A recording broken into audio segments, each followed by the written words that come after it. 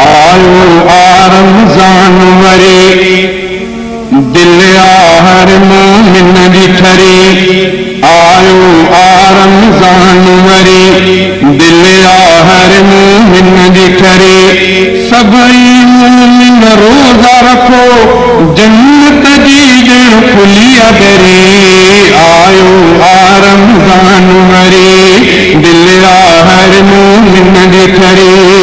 आयो आ रमज़ान वरी दिल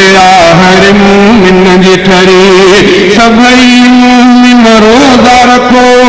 जन्नत जी ॼण खुली दरी आयो आ रमज़ान वरी आयो ही मेहमान वा रब जो थो एहसान वा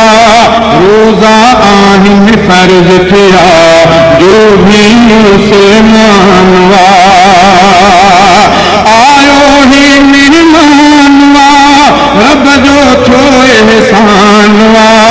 रोज़ा आहिनि फर्ज़ थिया जो भी मुसलमान वा नंढड़ा वॾड़ा रोज़ा रखो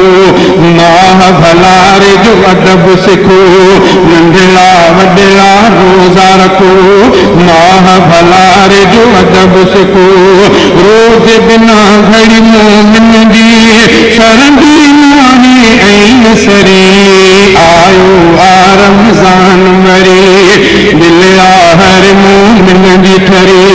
सभई मोमिन रोज़ा रखो जन्नत जी ॼण खुली दरी आयो जन्नत जी ॼण खुली दरी आयो आ रमज़ान वरी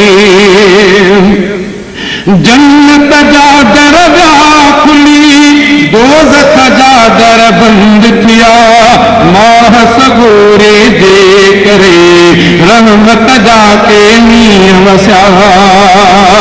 जन्नत जा दरगाह खुली दोज़ख जा दर बंद थिया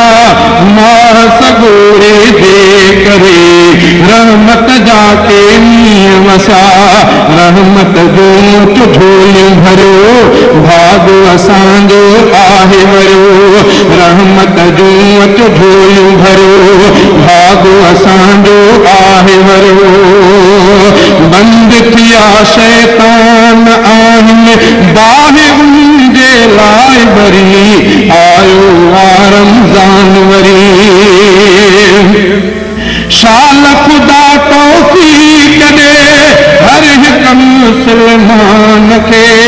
रोज़ा शल सभई कनि मान ॾियनि महिमान खे शाल खुदा तौफ़ीक़ ॾे हर हिक मुसलमान खे रोज़ा शल सभई